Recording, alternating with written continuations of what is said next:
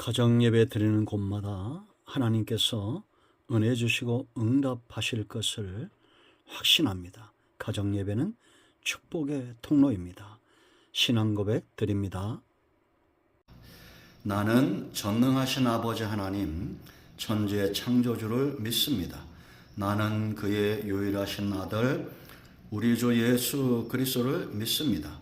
그는 성령으로 잉태되어 동정녀 마리아에게서 나시고 본디오 빌라도에게 고난을 받아 십자가에 못 박혀 죽으시고 장사된 지 사흘 만에 죽은 자 가운데서 다시 살아나셨으며 하늘에 오르시어 전능하신 아버지 하나님 우편에 앉아 계시다가 거기로부터 살아있는 자와 죽은 자를 심판하러 오십니다. 나는 성령을 믿으며 거룩한 공교회와 성도의 교제와 죄를 용서받는 것과 몸의 부활과 영생을 믿습니다.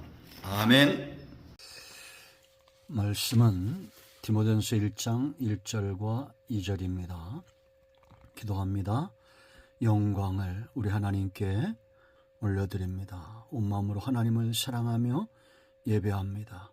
주의 보혈을 의지하고 주의 이름을 의지하오니 우리의 모든 죄와 허물을 사하셔서 가정마다 하나님을 예배할 때에 하나님 홀로 영광을 받으시고 사모하는 모든 영혼들을 하나님께서 만족해 하시며 은혜 가운데 세워주시기를 원합니다.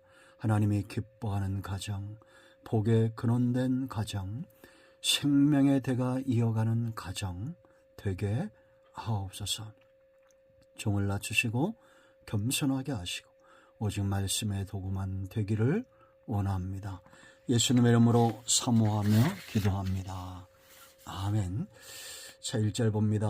우리 구주 하나님과 우리의 소망이신 그리스도 예수의 명령을 따라 그리스도 예수의 사도된 바울은 믿음 안에서 참 아들 된 디모데에게 편지하노니 하나님 아버지와 그리스도 예수 우리 주께로부터 은혜와 긍휼과 평강이 너희에게 있을지어다.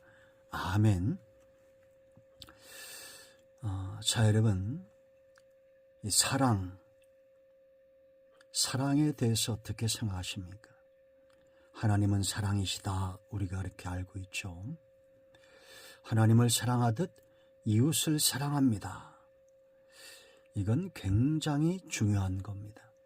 예수님께서 제자들에게 또 믿는 자들에게 말씀하신 새 계명입니다. 그리고 사랑은 성령의 열매입니다. 중요한 것은 무엇일까요?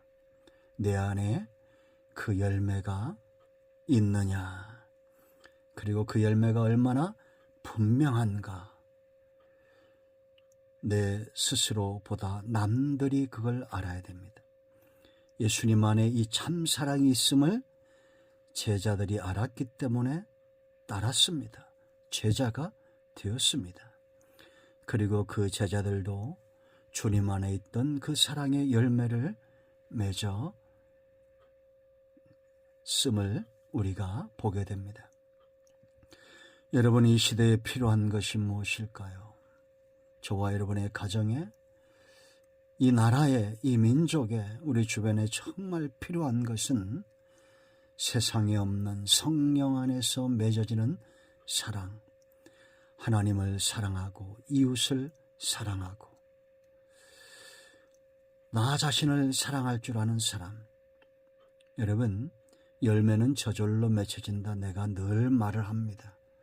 남이 어떻든 간에 내 영적 상태, 내 안에 있는 사랑의 상태로 원수까지도 대할 수 있어야 됩니다. 그런데 왜 부부간에 서로 죽이고 부모와 자식 간에 죽이고 왜 이 나라는 이렇게 되어져 가고 있을까요? 이제는 어떤 편에 서든지 색깔이 분명하기를 사람들은 바랍니다. 자기와 다른 색깔은 무조건 죽이려고 하는 것 같습니다. 그건 사랑이 아닙니다.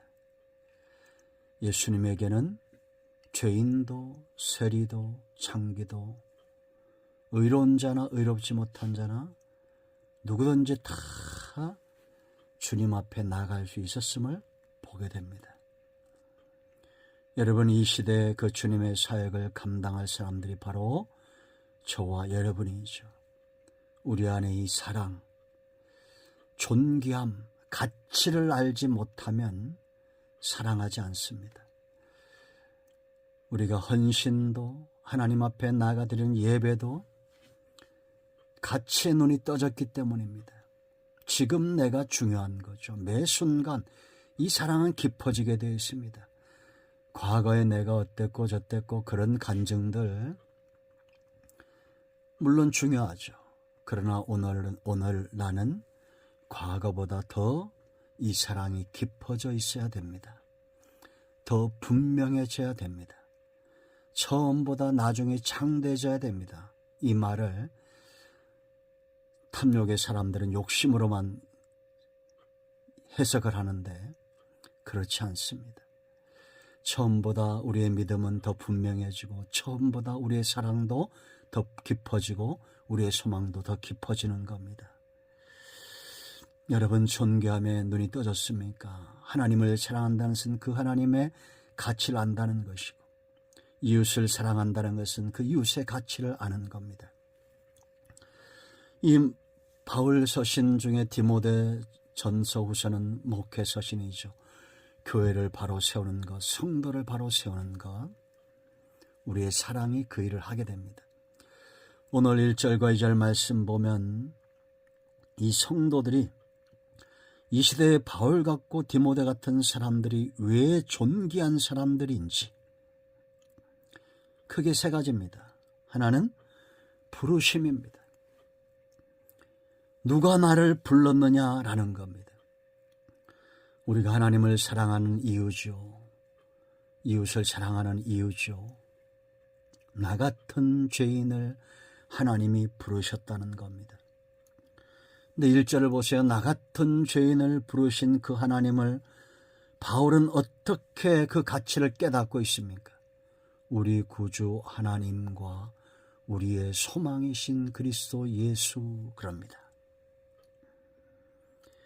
우리 구주 하나님, 소망이신 그리스도, 우리 구주 하나님이라 하신 여호와는 구원이시다라는 겁니다.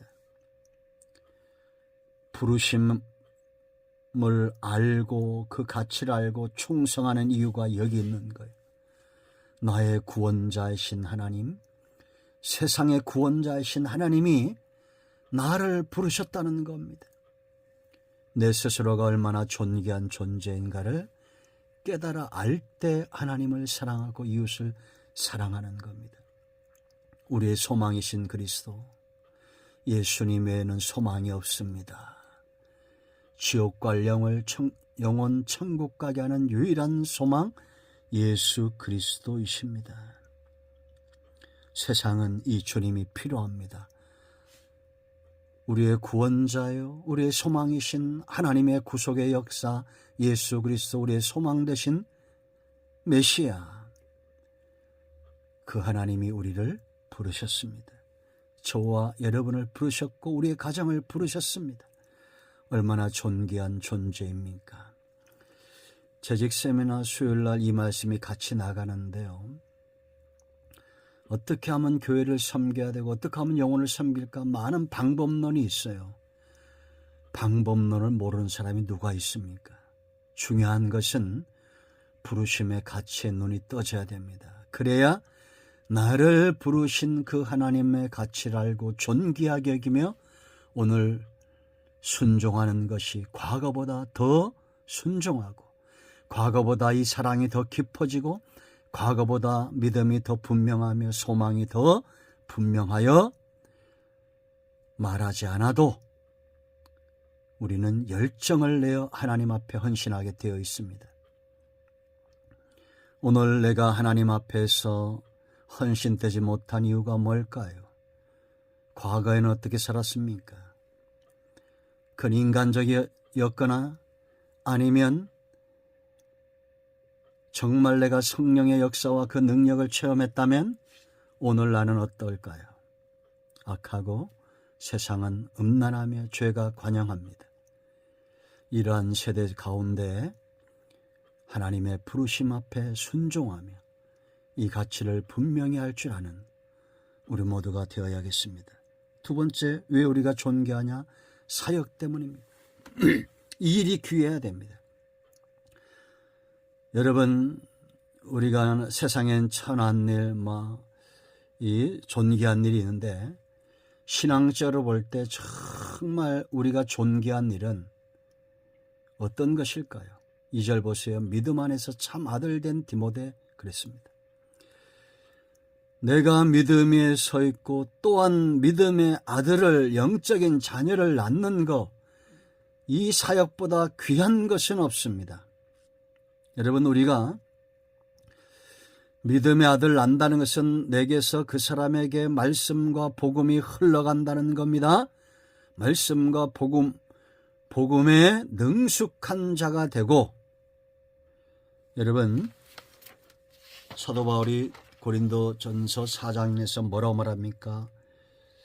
14절에 내가 너희를 부끄럽게 하려고 이것을 쓰는 것이 아니라 오직 너희를 내 사랑하는 자녀같이 그랬습니다. 자녀같이 권하려 하는 것이라. 그리스도 안에서 1만 스승이 있으되 아버지는 많지 아니하니 그리스도 예수 안에서 내가 복음으로써 너희를 낳았음이라. 해산의 수고를 했다는 겁니다. 아비가 먼저 된 거예요. 영적인 아비가 되지 않고 어떻게 믿음의 자녀를 낳을 수 있겠습니까? 이 세대는 생명의 대가 끊어져 가고 있습니다. 참으로 안타까운 일입니다. 우리는 자녀에게 믿음의 스승이 되어야 됩니다. 말씀과 복음으로 그 자녀를 낳을 수 있는 이런 영적인 환경이 굉장히 중요합니다. 복음은 전염성이 강합니다. 반대로 죄도 전염성이 강합니다. 내가 복음으로 살고 말씀과 은혜 가운데 살 때에 그 전염성이 누룩 같아서 온 빵을 밀가루를 먹기 좋은 빵으로 만드는 것처럼 그런 복음의 이스트가 되어야 됩니다. 그러나 죄를 가지고 들어오면 내가 있는 곳은 믿음이 떠나갑니다. 부패해집니다. 세상화되어져 가는 겁니다. 오늘 우리의 사역은 어떤 것입니까? 해산의 수고, 아마 여성분들은 알 겁니다. 아이를 낳기 위해서 온 힘을 쏟아내는 것처럼 우리가 영적인 믿음의 자녀를 낳기 위해서 그런 수고를 해야 됩니다. 자, 세 번째, 성도가 존귀한 이유가 있습니다. 바로 은혜의 통로가 되는 거예요. 여러분, 사도 바울의 특징이죠. 그 서신 보세요. 편지하노니 그랬습니다. 하나님 아버지와 그리스도 예수 우리 주께로부터 은혜와 긍휼과 평강이 너희에게 있을지어다. 여기다가 하나님 아버지와 나 바울로부터 이랬으면 그건 이단이죠. 죄인은 그렇게 말할 수 없습니다.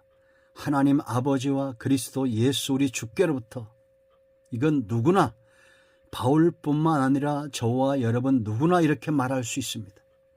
이단들은 이 자리에 자기 이름을 넣습니다. 자기가 메시아의 자리, 하나님의 자리에 가 있습니다. 그러니까 그 단체가 망하는 겁니다. 그러나 여러분, 우리는 입술을 열 때마다 하나님 아버지, 그리스도 예수 우리 주께로부터 은혜와 긍휼과 평강이 우리와 함께하기를 사모합니다. 이런 통로만 되면 되는 거예요. 이것이 사도 바울뿐만 아니라 믿는 자들에게 주어진 특권입니다. 그러므로 아버지는 자녀들의 머리에 손을 얹어야 됩니다. 그리고 하나님 아버지, 나의 주 나의 예수 그리스도 은혜와 긍휼이 이 아이에게 흘러가게 하옵소서. 이렇게 축복하는 부모가 되십시오. 이 나라를 향해서 믿는 크리스찬들은 그렇게 축복해야 됩니다. 나의 하나님, 우리 주 예수 그리스도 주께로부터 이 나라 이 민족 가운데 이 땅에 위정자들에게 은혜와 긍휼과 평강이 흐르게 하옵소서. 이 땅에 있는 1000만 성도가 그런 마음을 가지고 있다면 대통령을 또 탄핵하고 감옥에 보내려고 하는 이런 불상사, 이런 통탄스러운 일들이 반복되지 않겠죠. 이 시대는 저주가 지금 난무하고 있습니다. 왜 이럴까? 이 땅에 복음이 있기 때문입니다. 사탄이 가만히 있지 않습니다. 그러므로 여러분, 우리는 마땅히 이 땅의 왕같은 제사장들로 그가 누구든지 12지파 다 가슴과 어깨에 얹게 했습니다. 제사장의 가슴에 12지파, 양쪽 어깨에 6지파씩 12지파. 그 지파가 다 선합니까? 아니잖아요. 그런데도 누구든지 다 가슴과 어깨에 얹고 하나님 앞에 나아갑니다. 우리는 은혜와 평강의 통로가 되어야 됩니다. 내 안에 있는 것이 나오기 때문입니다. 분노와 저주와 다툼은 성령의 열매가 아닙니다. 이제 여러분, 사랑이 무엇이라고 생각하십니까? 그리고 이 시대에 나에게, 내 가정에, 내 주변에 정말 필요한 것이 무엇이라고 생각하십니까? 그것은 바로 사랑입니다. 부르심을 받은 자들, 그 사역을 감당하는 자들, 은혜와 긍휼과 평강의 통로가 되는 사람들, 그런 사람들에 의해서 하나님은 지금도 사랑을 받으시고 우리의 연약한 모든 이웃들에게 이 사랑이 흘러가야 합니다. 아멘. 할렐루야. 여러분 모두를 축복합니다. 사랑합니다. 이제 가정의 마무리 기도하시고 주님 가르친 기도로 예배를 마치시면 되겠습니다. 오늘도 응답이 우리 가운데 임하였습니다. 아멘.